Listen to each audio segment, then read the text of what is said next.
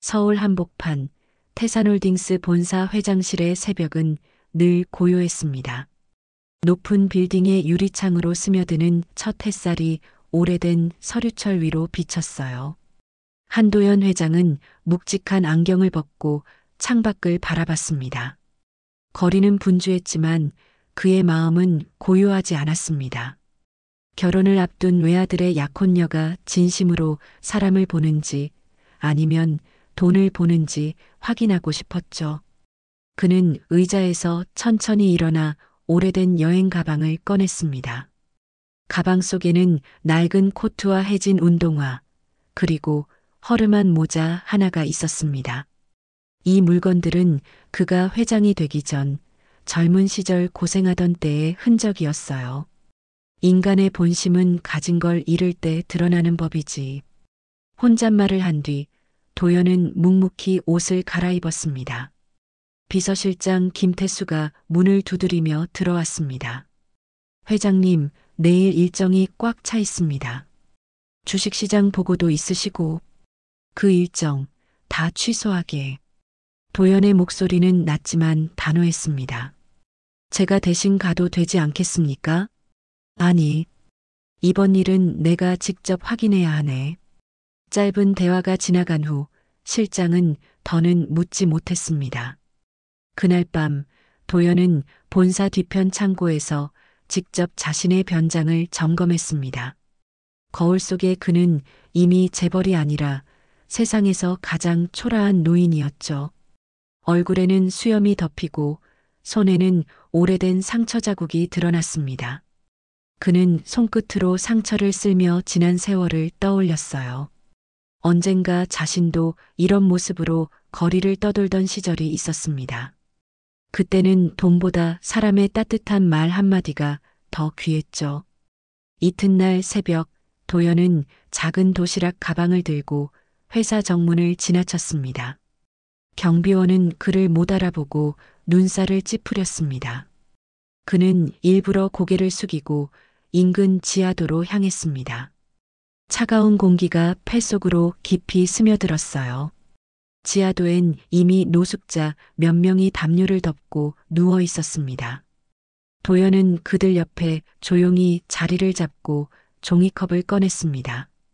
그는 작은 종이컵 안에 동전 몇 개를 넣어놓고 사람들의 발소리를 들었어요. 낯선 세상 속으로 들어온 그 순간 회장은 더 이상 회장이 아니었습니다.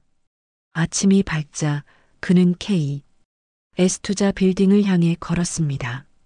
그 건물엔 그의 아들의 약혼녀 윤서아가 근무하고 있었죠. 허름한 외투 깃을 세운 도연의 눈빛에는 결심이 서려 있었습니다. 오늘 그는 한 여자의 진심을 시험할 겁니다.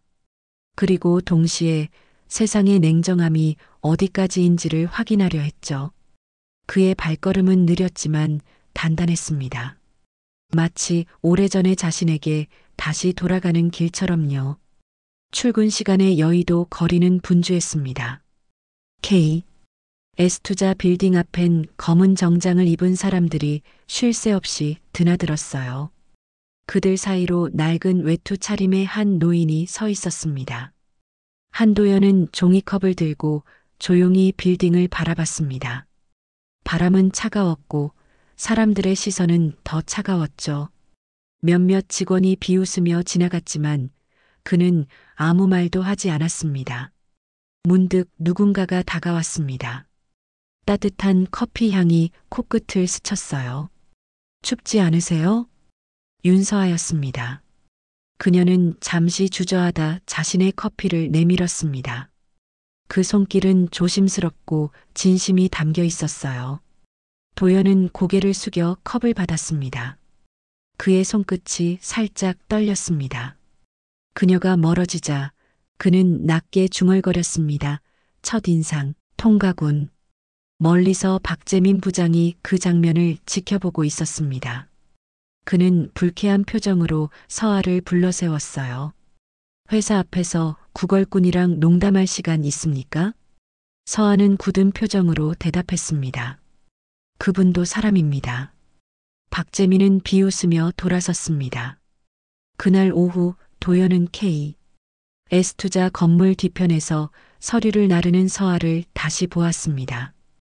비 오는 날씨에도 그녀는 다른 사람들의 짐을 대신 들어주며 웃고 있었어요. 그 모습을 보며 도연은 묵묵히 고개를 끄덕였습니다. 그리고 마음속에 이렇게 기록했죠. 이 여자는 위선이 아닌 진심으로 움직인다. 며칠 후 K. S투자 회의실.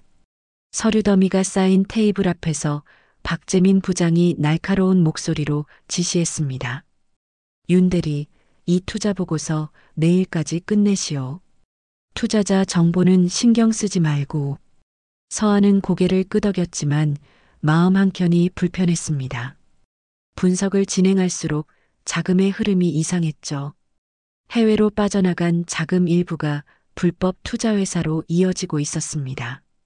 그녀는 양심의 가책을 느꼈어요. 보고서에 그 내용을 그대로 기재했지만 다음날 보고서를 본 박재민은 얼굴을 찡그렸습니다. 이런 건 보고서에 적는 게 아니오.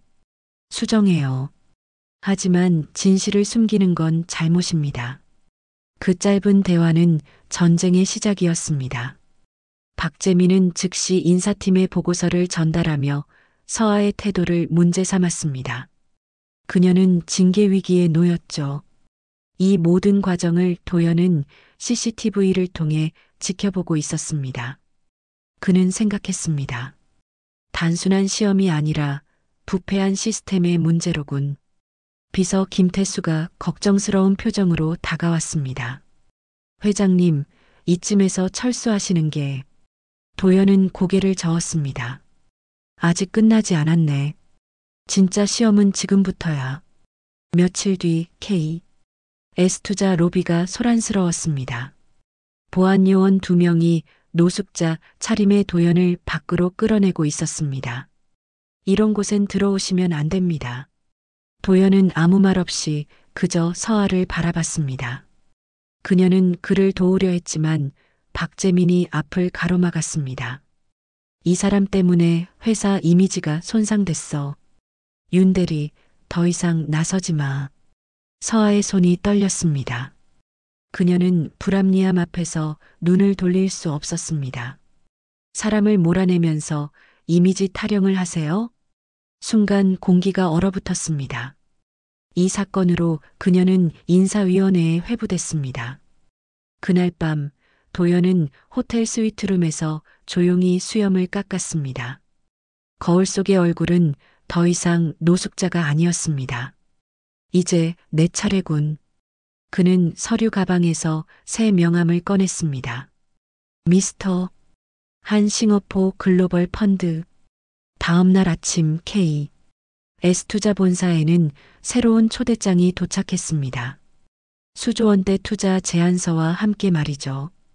대형 회의실의 긴장감이 팽팽했습니다. 미스터 한이라 불리는 도연이 자리하자 모두가 숨을 죽였습니다. 박재민은 환하게 웃으며 악수를 청했습니다. 귀한 분을 모시게 되어 영광입니다. 도연은 짧게 미소만 지었습니다. 회의가 진행되는 동안 윤서아는 데이터 분석을 맡았습니다. 그녀는 투자 구조가 너무 완벽하다는 사실에 의심을 품었습니다. 혹시 이 투자엔 숨겨진 리스크가 있나요? 그녀의 질문에 박재민은 노골적인 눈빛을 보냈습니다.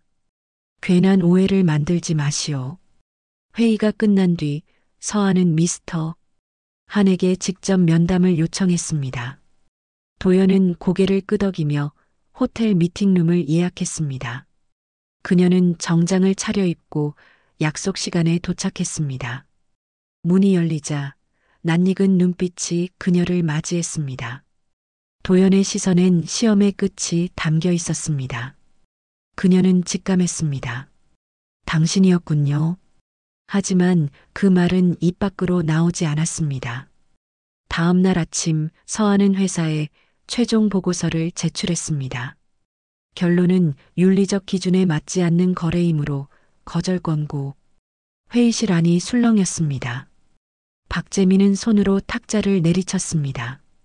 이게 무슨 짓입니까? 회사에 손해를 끼치려고 작정했어요? 회사의 이익보다 더 중요한 게 있습니다. 그녀의 말에 박재민은 얼굴이 붉어졌습니다. 그 순간 회의실 문이 열리며 도연이 들어왔습니다. 그는 천천히 가발과 안경을 벗었습니다.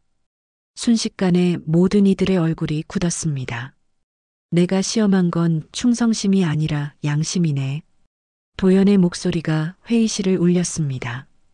그는 즉석에서 박재민의 불법 거래 자료를 공개했습니다. 임원들은 놀라움을 감추지 못했죠.